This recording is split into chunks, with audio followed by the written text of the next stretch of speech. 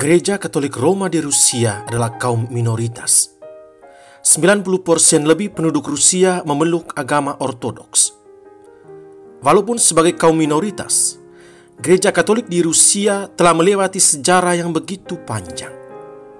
Menurut catatan sejarah, Gereja Katolik masuk pertama kali di tanah Rusia pada tahun 959.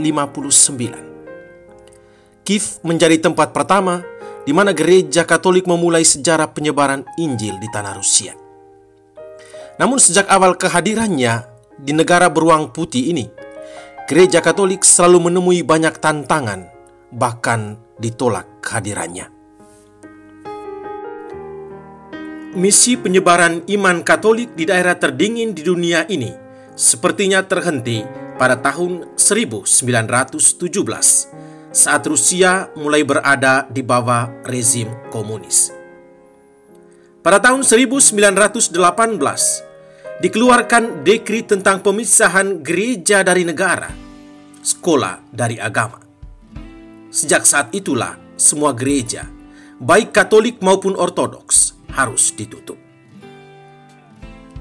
Bukan hanya gereja yang ditutup, tetapi banyak imam dan umat, baik Katolik maupun Ortodoks, mengalami penganiayaan karena tetap mempertahankan imannya. Bahkan tidak sedikit imam atau umat yang bertahun-tahun harus duduk di balik jeruji penjara. Penganiayaan dan penutupan, bahkan pemusnahan begitu banyak gereja tidak menyurutkan semangat iman. Beberapa imam dan umat secara sembunyi-sembunyi tetap menjalankan kewajibannya mewartakan Injil di tanah Rusia. Penganiayaan terhadap gereja berlangsung sampai awal tahun 1990-an. Kurang lebih 73 tahun, gereja mengalami mati suri. Bagi Gereja Katolik, harapan baru bagi kelahiran kembali gereja di tanah Rusia berawal dari pertemuan diplomatik Presiden Mikhail Gorbachev dan Paus Yohanes Paulus II di Vatikan pada 1 Desember 1989, di mana Rusia dan Vatikan sepakat membangun hubungan diplomatik. Pada tahun 1991, Gereja Katolik memulai suatu sejarah baru di tanah Rusia. Gereja Katolik kembali mendapat kebebasan memulai misinya.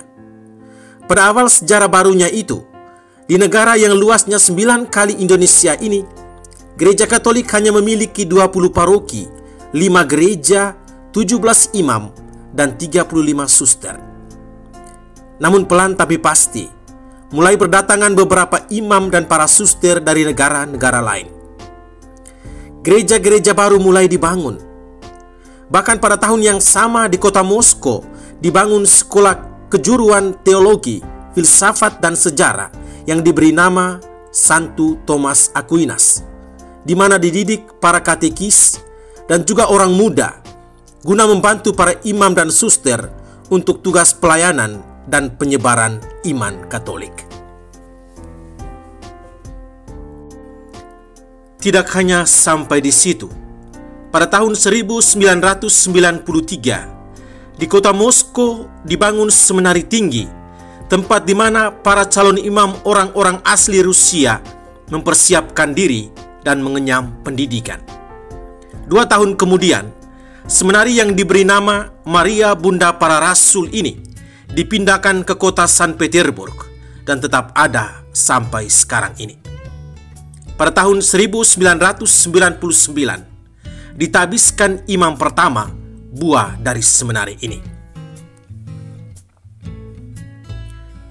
Setelah kurang lebih 20 tahun berlalu, pada saat ini di negara Rusia yang wilayahnya tersebar dari Eropa sampai Asia, hanya terdapat 4 keuskupan: Keuskupan Moskow, Keuskupan Saratov, Keuskupan Novosibirsk, dan Keuskupan Irkutsk. Terdapat 231 paroki, 262 imam, dan para suster berjumlah 298. Terdapat 76 biara para suster, sedangkan kongregasi biarawan, yaitu para imam, berjumlah 37. Saat ini gereja Katolik di Rusia terus berkembang, namun tidak dipungkiri, gereja terus menghadapi berbagai tantangan, baik yang bersifat objektif maupun subjektif. Persoalan yang dihadapi gereja Katolik di Rusia sekarang ini adalah sekularisasi, kurangnya panggilan untuk menjadi imam atau biarawati, krisis keluarga, kurangnya jumlah gereja dan imam, serta jarak yang sangat jauh antara satu paroki dengan paroki yang lain. Bisa dibayangkan, jarak antara satu paroki dan paroki yang lain ada yang mencapai 1.000 sampai 1.500 km.